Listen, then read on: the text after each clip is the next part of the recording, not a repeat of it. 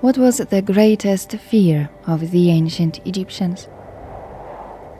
Given the multitude of aspects related to this magnificent civilization, we simply usually don't think about it. Herodotus claimed that they are religious excessively, beyond all other men. Indeed, but their rich spiritual life isn't only ethics and numerous rituals, but also a particular vision of reality, according to which their world was filled with spiritual beings, not always friendly ones. Still at the beginning of the 20th century, among the Fellahin, the peasants of the Nile Valley, there was a widespread belief in the existence of malicious and dangerous spirits known as ifrits or jinns. They were said to inhabit underground crevices, desert caves, and ancient tombs. It was also said that these demons could be found in rivers, canals, and ponds, which were considered secret entrances to the supernatural world. Do these superstitions echo pharaonic beliefs? Undeniably, there is evidence of similar conceptions dating back to ancient Egypt. And indeed, texts carved on ancient amulets warn against hostile spiritual beings living in river branches, canals, ponds, and wells. However, as we'll see, the most terrifying thing for the ancient Egyptians was, as indicated by numerous preserved magical texts, night visits of evil spirits in their own homes. The demon's favorite time is night. Triumphant by day and blessing all creation, Ra, in the evening, disappears on his back on the western horizon. With his death, the sun's descent into the land of the dead, darkness falls, and then Maat appears to be at its weakest.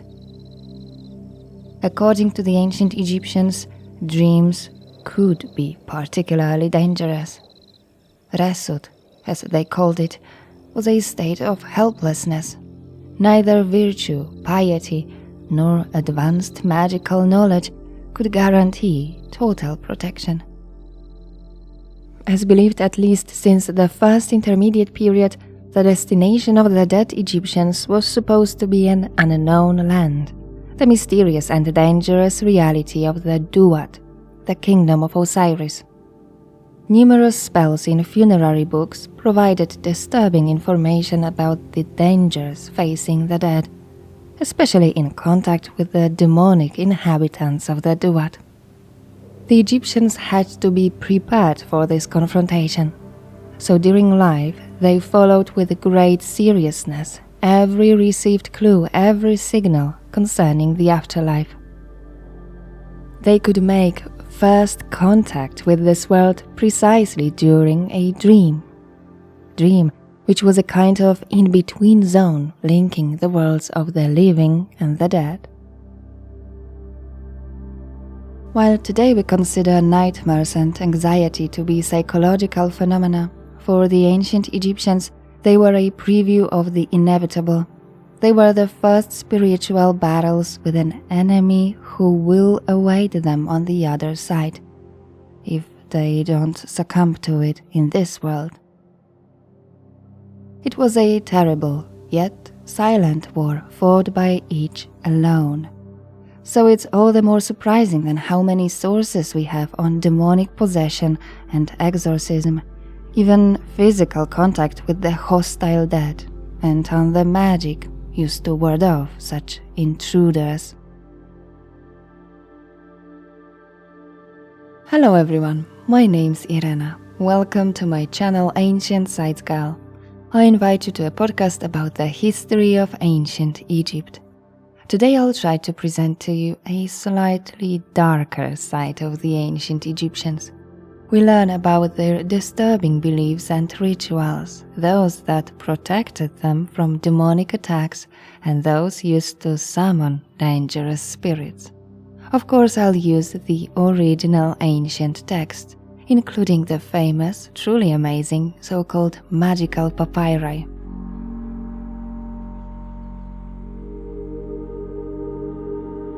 According to ancient Egyptian beliefs, the world was inhabited by Ramaj, that is humans, spirits of the dead Akhu, deities called Nejeru, and countless benevolent and malevolent supernatural entities. This last one, unlike the previous three groups, wasn't limited by a specific Egyptian term and existed on the border between the human and divine worlds. They were individual spiritual beings that it was believed humans could encounter and with whom personal interaction was possible. Today we call them collectively demons. The root of the word demon is the Greek term daimon, meaning godlike. Indeed, Egyptian demons didn't differ conceptually from the Greek vision of daimons. The choice of this term to describe supernatural beings or minor pre-Christian deities is simply a scholarly convention, not without its flaws, as in modern language, the word demon has unequivocally negative connotation, of course. Similar to or somehow related to the Christian Satan, the demon personifies evil as such. In ancient Egyptian religion, however, the concept of Isfet, that is, chaos, synonymous with evil, didn't refer exclusively to demonic entities, but was primarily understood as a cosmic force accompanying creation from the very beginning, embodied in the giant serpent Apep, the active, destructive aspect of the primeval ocean Nun, and enemy of the sun. Not all demons were meant to represent Isfet. On the contrary, some fought against chaos. There were the four benevolent beings serving Mad, cosmic order and divine justice, friends of people. I'll tell you about these, however, another time. Egyptian demons differ from deities primarily in that they weren't worshipped or had any organized cult. They also don't appear in numerous cosmogonic myths, those describing the act of creation. To date, Egyptologists have recorded over 4,000 Egyptian demons, the vast majority of which are inhabitants of the afterlife, described in pharaonic funerary books. These are the demons known to us among others from vignettes in the Book of the Dead, usually armed with knives, human-animal hybrids guarding their posts in the afterlife, the numerous gates and caves of the Duat, which I told you about in previous podcasts. Based on their function and location, Egyptologists call them guardian or also stationary demons. This category of spiritual beings is always associated with isolated places, but not always on the other side, as they could also guard regions and locations in the world of the living, such as the entrance to a temple or tomb, or hidden desert portals to the afterlife. Their main purpose is to guard the place they occupy and keep out those who lack the secret magical knowledge to confront them. The second category of demons, alongside guardians, are wanderers or messengers. Wandering demons constantly travel between this world and the next, often sent as punishment by angry deities, or bringing misfortune of their own will. They travel alone or in whole legions, attacking entire countries and their peoples. They are responsible for disasters such as crop failures and epidemics. The so-called 7 arrows, fired at a crucial moment of the new year by the frightening daughter of the sun, the lioness Sekhmet, unleashes plagues that threaten both humanity and the gods. Only grand public religious ceremonies, during which the humble nation sought to appease the goddess's wrath, could prevent this misfortune. According to the famous Ramessid story written down on the Chester Beatty papyrus titled The Contendings of Horus and Seth, the conflict between the gods is resolved only when Osiris threatens to send the demons from the underworld to punish the divine tribunal. Quote, "Now you pay attention to this matter. The land in which I am is full of savage-looking messengers who fear no god or goddess. If I send them out, they will bring me the heart of every evildoer, and they will be here with me." Demonic hosts appear in ancient texts as the most terrifying of divine weapons. Disruption of the state cult can lead to total catastrophe. In the Ptolemaic papyrus, Jumiliac, we read, "If one neglects all the rites of Osiris at their times in this district, the slaughtering demons and wandering demons, armed with their knives, will come and go under Anubis's order. The slaughtering demons will seize the inhabitants of Egypt." Although they often traveled between worlds on the order of a higher deity, demons also operated independently, alone. They tormented individuals or families with night noises, nightmares, and ultimately, illness. The spells were intended to ward off these beings, responsible for the plague of the year, but also common fevers or colds, eye diseases, especially night blindness, bleeding, miscarriages, and so on. A victim could be only partially possessed, as the demon only entered a specific part of the body, such as the stomach, head, or arm. Some demons were referred to as bone breakers. Others were accused of causing madness and malaise. These wandering demons were closely linked to the daily lives of Egyptians. Anyone could fall victim to them, regardless of age, gender, or social status. A case of possession by a powerful wandering demon is described in the Ptolemaic Bentrash stela. The text found at Karnak describes a demonic attack on one of the wives of Ramesses the Great. According to the stela, the victorious pharaoh, while accepting tribute from foreign princes, once saw a woman of magnificent beauty at the head of one of the retinues. This was Bint Rashid, daughter of the ruler of the mysterious country of Bakhtan. Ramesses was truly enchanted.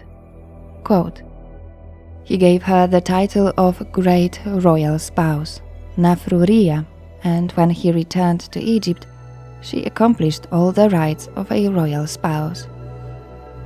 Impatient with the separation, the pharaoh sent one of his scribes to Bakhtan to finally bring the queen to the palace. Quote, "As soon as the sage had arrived at Bakhtan, he found Bint Rashid in the state of one possessed, and he found the ghost that possessed her an enemy hard to fight. The prince of Bakhtan therefore sent a second message to his majesty, saying, 'Sire, my lord, let thy majesty command a guard to be brought to fight the spirit.' To rescue the possessed woman, Ramesses sent to Bakhtan a sacred bag with a cult statue of Khonsu, the powerful god of the moon, son of Amun-Ra himself. We read, "Behold, as soon as the god had gone to the place where Bint Rashid was, and had made the magic passes for the daughter of the prince of Bakhtan, she became well immediately, and the spirit who was with her said in presence of Khonsu who rules destinies in Thebes. Come in peace, great God who drives away foreigners. Bakhtan is thy town, its people are thy slaves, and I myself, I am thy slave.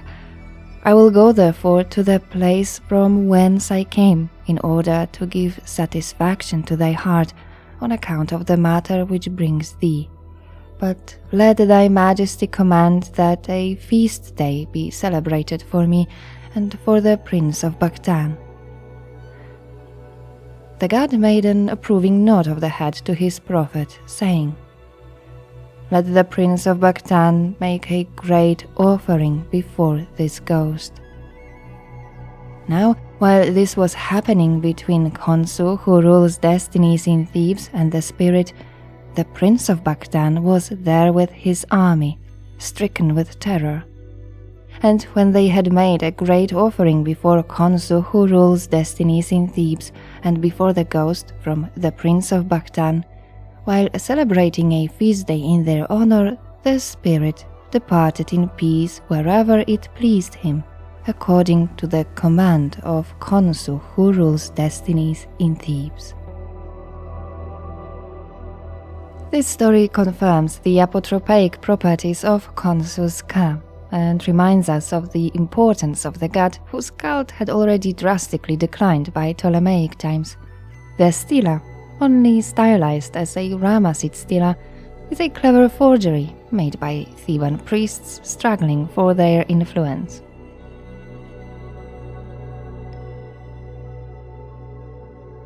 The Egyptians, as we know, cared for the condition of their bodies not only after death. The development of the art of mummification went hand in hand with the development of medicine. Their knowledge in this field was well known and valued throughout almost the entire Old World. This doesn't change the fact that medical treatment was always accompanied by magical practices. They believed that ill health, unnatural changes in the body or mind, wounds and illnesses were the consequences of actions of malevolent spirits. Therefore, the healer had to first and foremost ward off the demonic influence that caused the affliction.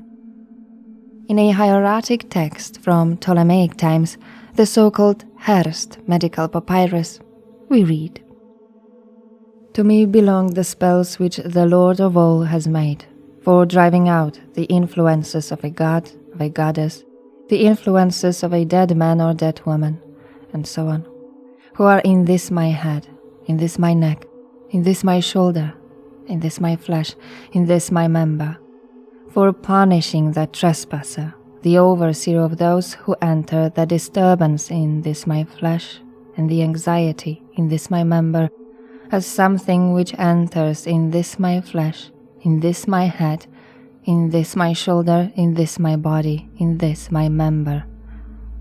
I belong to Ra. He has said, it is me who will protect him from his enemies." Ritual impurity and failure to fulfill religious obligations could lead to punishment in the form of a demonic possession. In such cases, exorcisms accompanying the treatment of a sick Egyptian could have a beneficial psychological effect, making the patient feel absolved. Regardless of the cause, they were always to blame for the misfortune. Demons were identified, or those yet unknown were named, based on the specific diseases and ailments they brought upon the living. They were particularly responsible for illnesses that had no visible physical symptoms. For example, Sehakak, he who lives on worms, a demon depicted as a child holding his head, was responsible for headaches. Hearing impairment, cramps, and epilepsy were more often demonized than ailments with an obvious cause, such as bites from poisonous insects or snakes.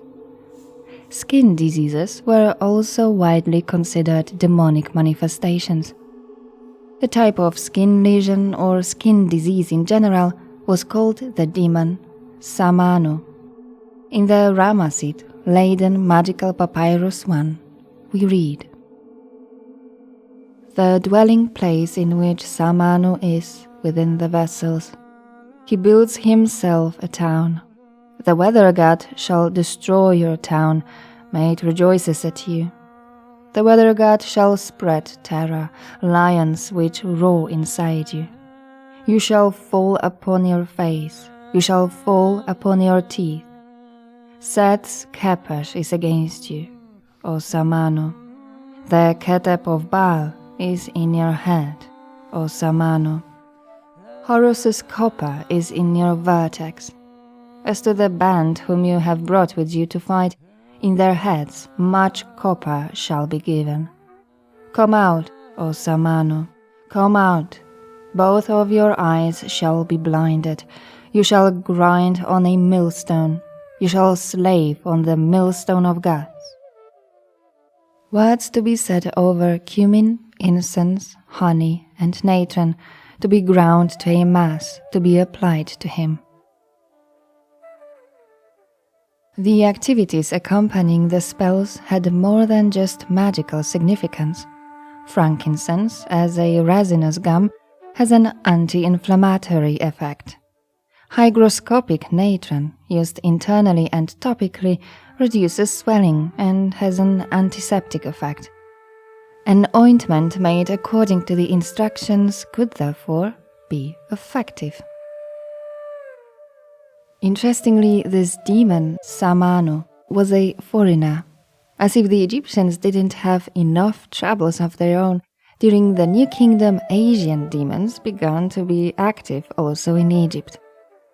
Captives brought by the victorious pharaohs, as well as ordinary settlers from the east, brought with them, well known from Mesopotamian texts, Samanu, a powerful spirit controlling nature. Here in Egypt, it became just another sickness. A sickness attacking the unfortunate Egyptians at night, in their own homes. The permeable boundaries of a dream allowed both divine and demonic inhabitants of the beyond access to the visible world. Sometimes the results were positive, as evidenced by royal texts of the New Kingdom, such as the famous Dream Stealer of Thutmose IV, and hymns of the officials, which describe the dreamer's terrifying yet beneficial contact with the deity. However, gods weren't the only entities that could be seen in dreams. Nowadays, nightmares or night sleep terror are classified as measurable brainwave patterns occurring during REM stage of sleep and are characterized by feelings of terror, anger, anxiety, and even panic, often accompanied by the sensation of oppression on the chest. For the ancient Egyptians, however, nightmares were undeniable evidence of the penetration of hostile spiritual entities into the world of the living. The Leiden papyrus spells are titled Book of Driving Out Terrors which Come in Order to Descend Upon a Man in the Night. The Egyptian expression of descending, falling down of a nightmare on a person, crushing them with something falling from outside, remains even today a common semantic term for nightmare in many languages. It perfectly captures the essence of the phenomenon of night terror as possession, an attack by adversaries, enemies, or intruders, as demons were called, which descended on the sleeping people.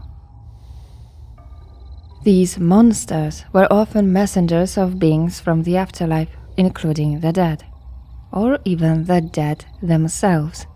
A transfigured dead could also become a sleep-disrupting demon. Perhaps a pious Egyptian in life who worked hard to become an Ak, one of the blessed dead, a semi-divine and fully effective spiritual being. The Akified dead had not only the ability to freely travel through many dimensions and regions of the universe, but also to enter the land of the living. Numerous spells in the Book of the Dead ensured that this ability would be granted to blessed souls. It seems that the justified dead, who could appear to the living in their human form, could also harm them, tormenting them at night, taking revenge, settling old scores. A night visit from a malevolent spirit didn't necessarily mean illness. Medical papyri devoted much attention to the so-called evil eye, the malevolent glare that could bring misfortune or injury. Curses were defended against with special amulets and spells, such as those that protect the sleeper from the unsettling feeling of being watched by nocturnal intruders. Quote, "Place your head behind. When you raise your face, together with your ba, your shapes, your corpses, your magic, together with your shapes, your forms, O male axe." In one of the medical papyri from the 18th dynasty, we learn about spells intended to protect pregnant women, who were particularly vulnerable during sleep.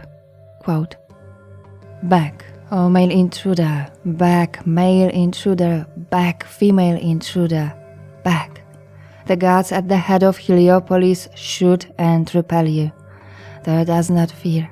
I bring you a fine thread of a fabric, the hair of a black fiber, the hair of a dun-colored donkey, the liver of a turtle.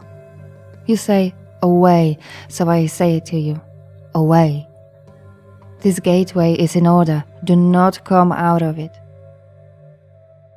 This incantation is to be spoken over a fine thread of fabric, the hair of a black fiber, the hair of a dun-colored donkey, to be twisted leftwards and to be made into 4 amulet knots, to be anointed with the liver of a pig, to be wrapped and given to a woman at her abdomen to repel any bleeding and any infection. This means allowing the egg to grow strong and not seeing dreams. This incantation is to be spoken for each individual knot.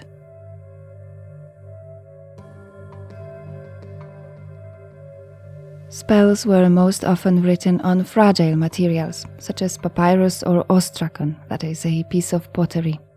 Beautifully crafted stelae commissioned by the Egyptian elite, which mention dreams, focus only on good ones and emphasize the dreamer's positive relationships with ancestors and gods. Although belief in demons causing nightmares was widespread, few sources on the subject have survived, precisely because of the non-durable nature of the materials.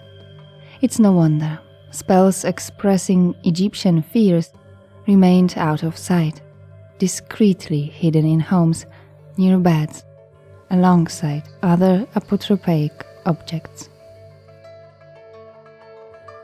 Cobra figurines made of clay were an especially popular amulet used to protect against nightmares and other hostile entities.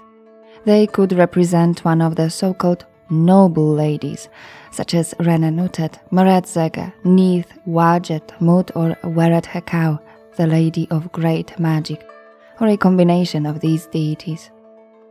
These powerful ancient goddesses were the great patronesses of their regions, and throughout the country they were revered as protectors of the dead and reliable demon slayers. All were associated with cobras, but the patroness of the Nile Delta, the powerful Wadjet, became an especially popular guardian of peaceful dreams, as funeral books depict her mercilessly spitting fire at hostile demons of the afterlife. This divine fire was believed to be the most effective weapon against the enemies of Mad, a tool for their annihilation. The famous image of the cobra not only protected the pharaoh's crown. Beside the splendid golden uraei, there were countless simple clay figurines of the goddess, the protectress of the Egyptian people. The closest to the sleeping body were of course the famous Egyptian headrests, and were therefore decorated with protective images. In this way, everyday objects acted as apotropaic devices, creating a kind of protective barrier. Of course, an exceptionally popular deity protecting against nightmares was Bes, a powerful ally of the Egyptians in their fight against demons. He is immediately recognizable by his stocky figure, bent legs, and lion-like hair. His ithyphallic form and repulsive face with a protruding tongue were intended to ward off hostile forces. His growing popularity over 3,000 years led him to a well-established position as the god of sleep as such in Ptolemaic times. Headrests were also decorated with images of the apotropaic hippopotamus goddess, Taweret, the Great One, who was especially protective of women. And there were many other hybrid protective creatures. A particularly popular divine demon slayer in later periods was the multifaceted Tutu. Tutu means image, but also collective. He represented entire legions of demons sent by divine order. He was their commander, called, for example, Master of the Demons of Sekhmet and the Wandering Demons of Bastet. Tutu was considered the son of the powerful Neith and was most often depicted as a striding sphinx with a snake-like tail. He was very useful as one who keeps enemies at a distance.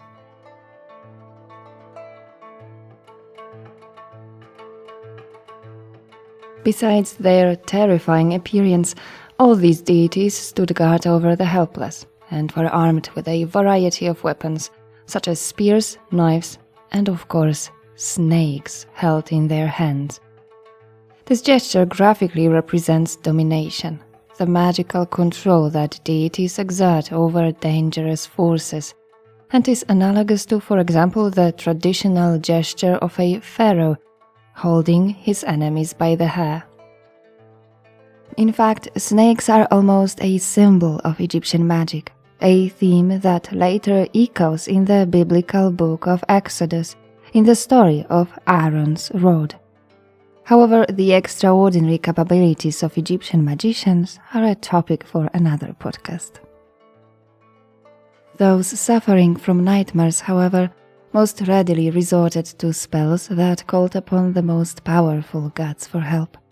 The problem was so serious that to repel the intruders, it was necessary to invoke a number of primordial deities, such as Atum-Ra, his solar eye, particularly in the form of Wadjet, as well as the extremely popular throughout the country Osiris and Isis.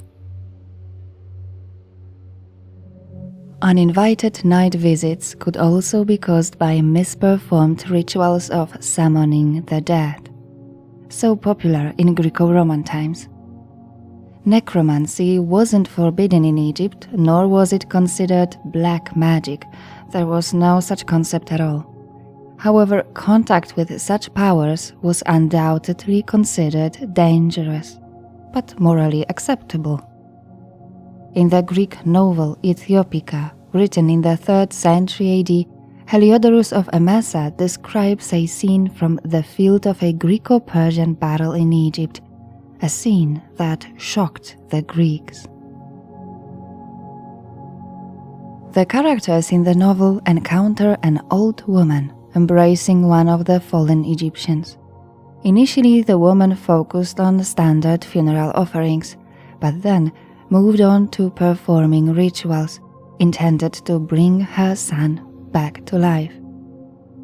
Heliodorus comments that the entire procedure was, quote, impious but customary for Egyptian women.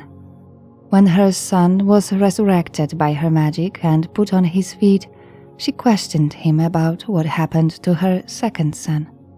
But the revived one collapsed a moment later, only to be ruthlessly brought back to life by the woman a second time. Finally, the reanimated corpse began to criticize the mother's actions, describing them as rebellion against the will of the gods. Shortly thereafter, the woman accidentally fell on a spearhead and died. The universality and effectiveness of magical practices in Egypt were to shock the Greeks who arrived there, who believed that practicing magia was always in defiance of the gods, and thus against them. In Egypt, however, it was an integral part of religion. Since religion was ubiquitous in Egyptian life, magical practices were an important element of their daily lives. By practicing magic, they drew on Heka, the primordial cosmic power, a component of the gods. Practitioners of this ritual power were called knowers of things. As such, they enjoyed great prestige. To the 4th century BC Greek historian Callisthenes of Olynthus were attributed these words, quote, "The wisest Egyptians, offspring of the gods, having established the measurements of the earth, calmed the waves of the sea, having taken the measurements of the Nile, having demarcated the position of the stars in the heavens, handed unto the world mastery of language and the invention of the power of magic."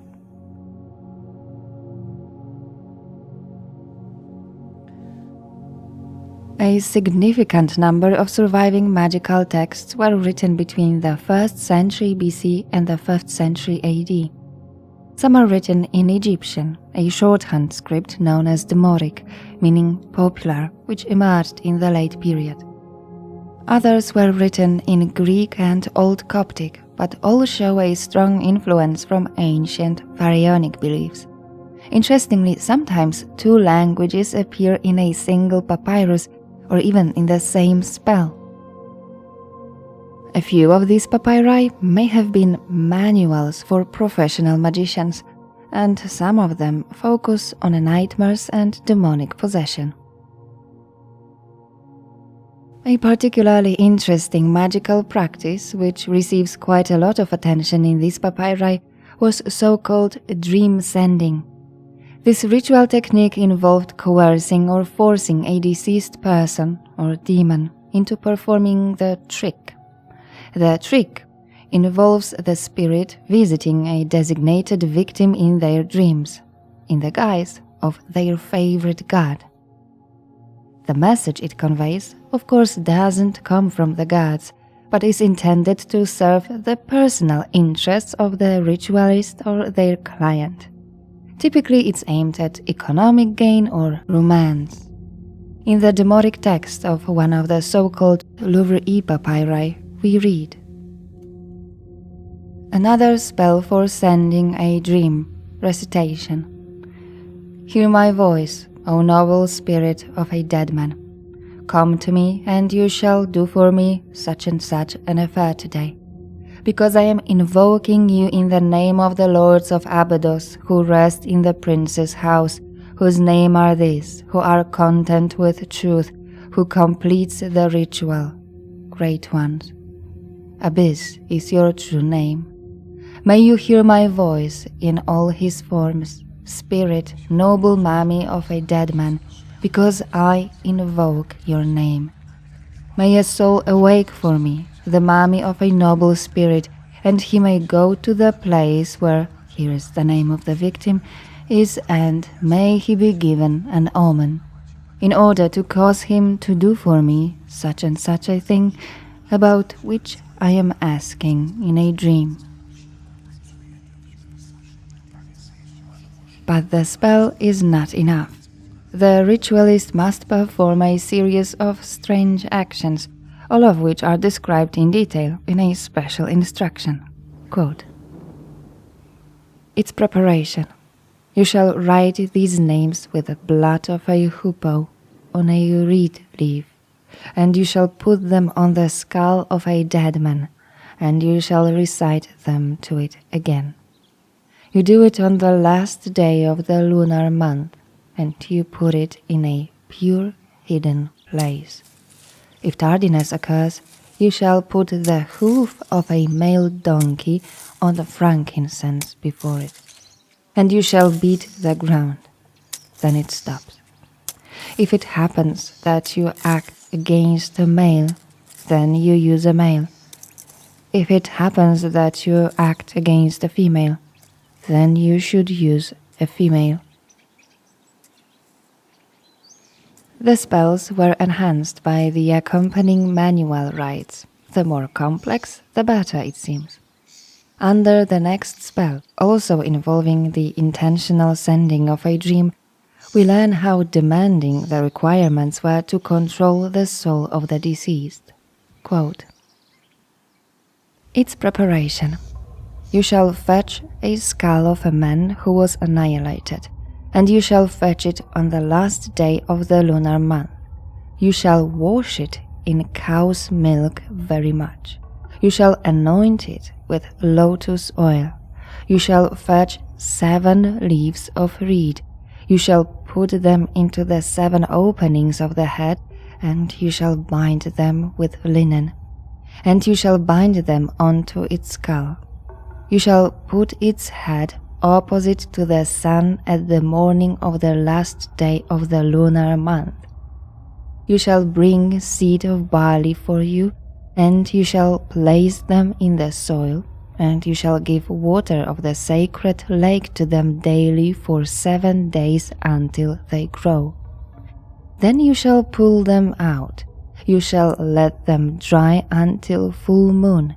You shall pound them with myrrh, malachite, antimony, hematite, henna, mustard, and the 7 leaves of reed mentioned above. Afterwards, you shall fetch a scarab. You shall put it into a copper vessel.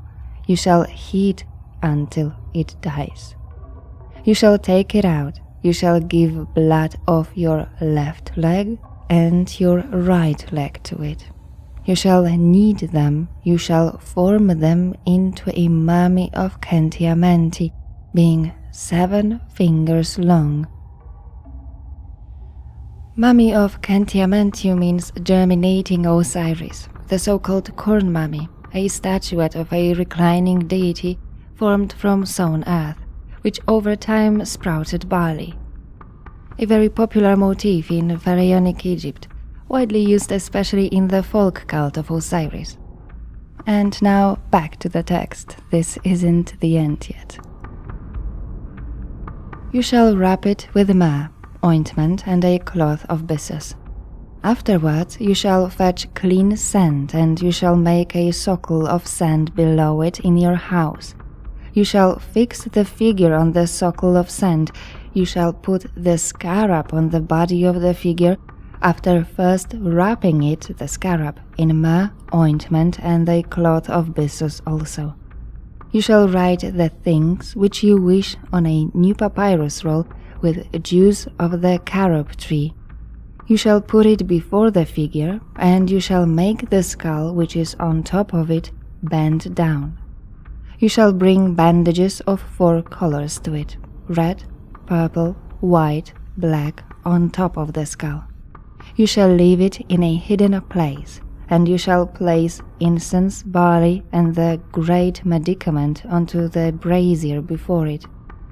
You shall offer to him bread, beer, and milk before it. You shall let blood from yourself drop into the brazier, and you shall put a part of a red lizard before it. And you shall read these writings to it up to 7 times at night, you being in a pure place and lying down before it. It is very good. Well, I have no doubt that it's very good, considering the widespread belief in dream divination in ancient times, including Egypt. A person's normal reaction would be obedience if their personal god appeared in a dream and recommended certain actions. A magician or their client exploits this concept and smuggles messages for their own benefit, disguised as coming from a reliable source. When a spell reads, you shall send a breathing spirit to, here is the name of the scam victim, and he may stand before him in the form of the god who is honored in his heart. And you shall say, give all good things, silver and gold to, and here is the name of the client. Interestingly, the spell never addresses how the spirit should achieve this goal. It seems that the spirit should know how to accomplish the requested task itself, if it accepts it, of course. The rituals are intended to deceive one Egyptian for the benefit of another. Such a selfish pursuit of profit to the detriment of others would not only be contrary to Roman law, but also unacceptable according to Egyptian social norms.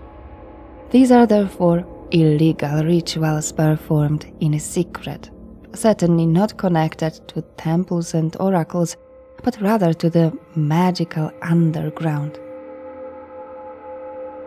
There is evidence of these rituals being performed.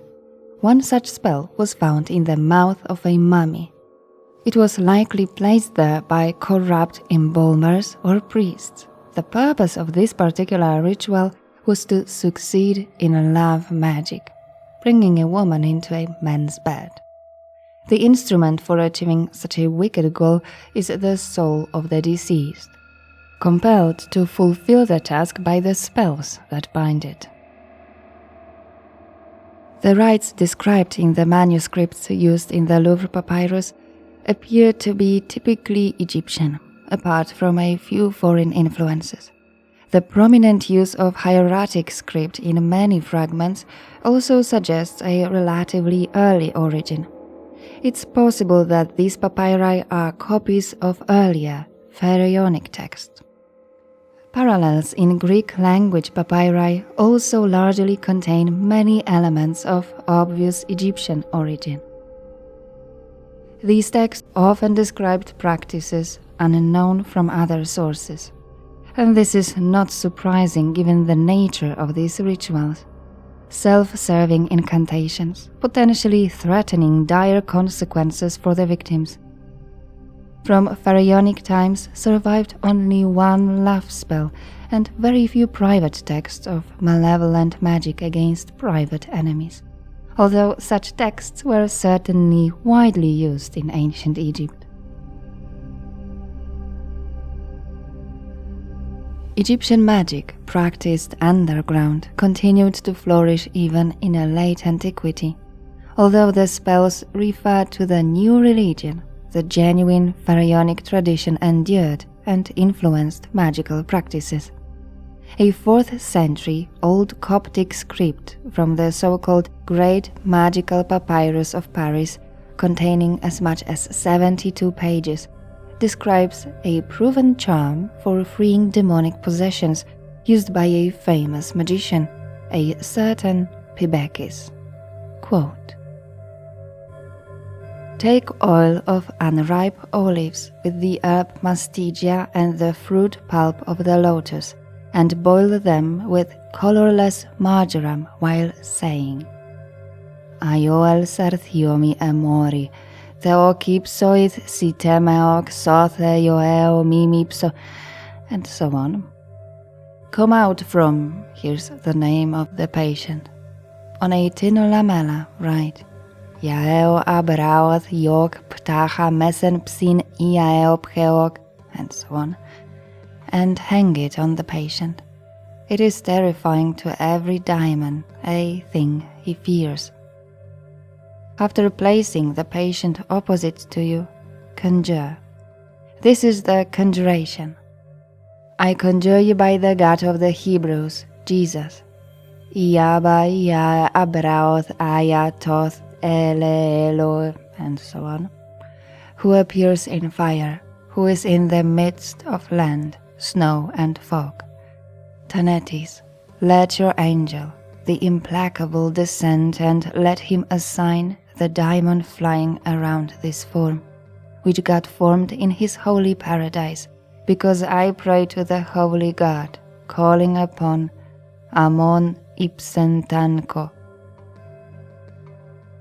I conjure you, Labria Yakuth Ablana Thabla Akram Aoth Yath, and so on. I conjure you by the one who appeared to Osrael in a shining pillar and a cloud by day, who saved his people from the Pharaoh and brought upon Pharaoh the 10 plagues because of his disobedience. I conjure you, every demonic spirit, to tell whatever sort you may be, because I conjure you by the seal which Solomon placed on the tongue of Jeremiah, and he told. You also tell whatever sort you may be, heavenly or aerial, whether terrestrial or subterranean. I conjure you, every demonic spirit, by the one who oversees the earth and makes its foundations tremble, the one who made all things which are not into that which is.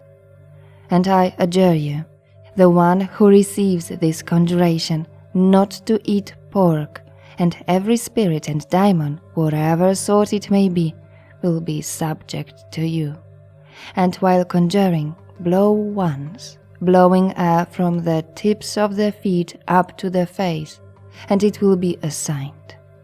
Keep yourself pure, for this charm is Hebraic and is preserved among pure men.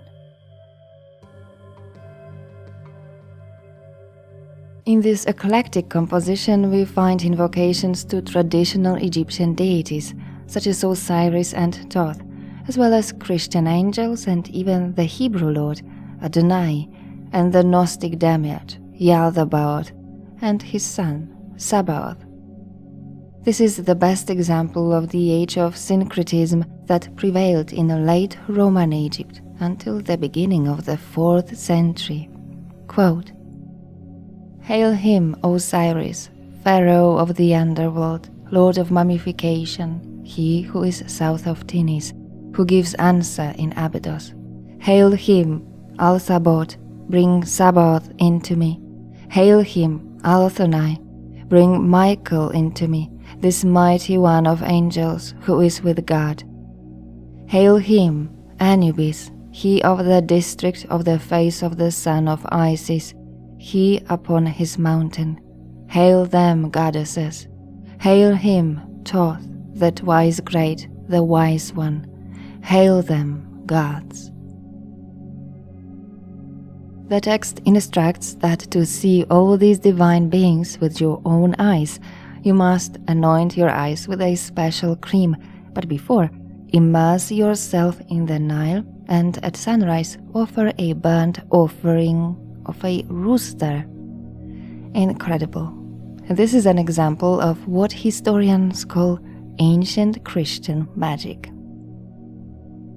The papyri reveal the reality, not the ideals of religious practices and beliefs.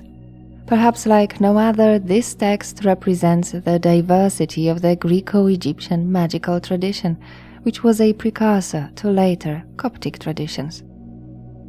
The charismatic prophets and desert fathers of the Egyptian church relentlessly tried to educate the masses that the hordes of spirits and demons surrounding them were nothing more than the henchmen of Satan himself, and that any contact with them should be severed. Magical texts, however, continued to be written until the arrival of Islam in the 7th century. As we know, belief in the existence of these beings remained alive along the Nile until quite recently. Perhaps somewhere it still is. I hope you learned something new about the beliefs of ancient Egyptians. Thank you for listening. Please let me know in the comments what you'd like to hear about next time. I'd also like to thank all my patrons. I truly appreciate your contribution. If you don't support me yet, but would like to, I placed my Patreon link below in the description. Don't forget to like my video and subscribe to my channel. Goodbye and see you on the next one. Oh, and I almost forgot. You better sleep well tonight.